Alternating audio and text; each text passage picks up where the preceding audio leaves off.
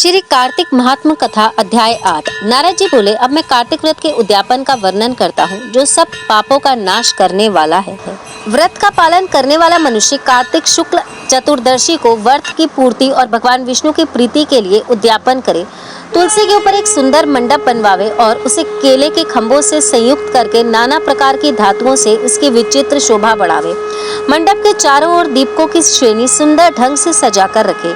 उस मंडप में सुंदर बंधनवारों से सुशोभित 4 दरवाजे बनाए और फूलों के साथ चवर से सुशोभित करे। द्वारों पर पृथक पृथक मिट्टी के द्वारपाल बनाकर उनकी पूजा करें। उनके नाम इस प्रकार है: जय, विजय, चंड, प्रचंड, नंद, सुनंद, कुमुद और कुमुदाक्ष। उन्हें चारों दरवाजे पर 2-2 के क्रम से स्थापित कर भक्ति पूर्वक पूजन करें।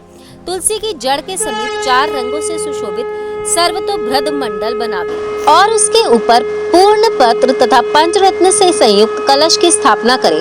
कलश के ऊपर शंख, चक्र, गदाधारी भगवान विष्णु का पूजन करे। भक्ति पूर्वक उस तिथि में उपवास करे तथा रात्रि में गीत, वाद्य, कीर्तन आदि मंगलमय आयोजनों के साथ जागरण करे। जो भगवान विष्णु के लिए जागरण करते हैं, भक्ति पूर्वक भगवत संबंधी पदों का गान करते हैं, वह सैकड़ों जन्मों की पाप राशि से मुक्त हो जाते हैं। जो मनुष्य भगवान के निमित्त जागरण करके रात्रि भर भगवान का कीर्तन करते हैं, उनको असंख्य गोदान का फल मिलता है।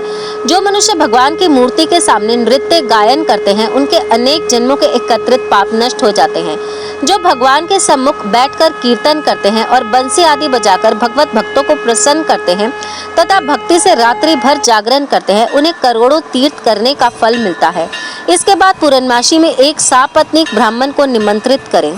प्रातः काल स्नान और देव पूजन करके वेदी पर अग्नि की स्थापना करें और भगवान की प्रीति के लिए तिल और खीर की आहुति दें।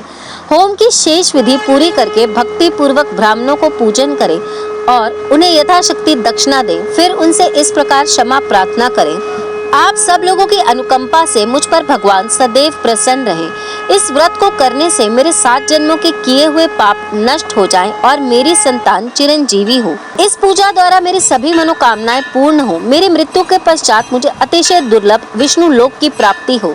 पूजा की समस्त वस्तुओं के साथ गाय भी गुरु को दान में दें।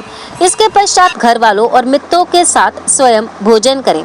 भगवान द्वादशी तिथि को शयन से उठे, त्रयोदशी को देवताओं से मिले और चतुर्दशी को सबने उनका दर्शन एवं पूजन किया। इसलिए इस तिथि में भगवान की पूजा करनी चाहिए। गुरु की आज्ञा से भगवान विष्णु की सुवर्णमय प्रतिमा का पूजन करें। इस पूर्णिमा को पुष्कर तीर्थ की यात्रा श्रेष्ठ मानी गई है। कार्तिक माह में इस विधि का पालन करना चाहिए। जो इस प्रकार कार्तिक के व्रत का पालन करते हैं, वह धन्य और पूजनीय हैं। उन्हें उत्तम फल की प्राप्ति होती है।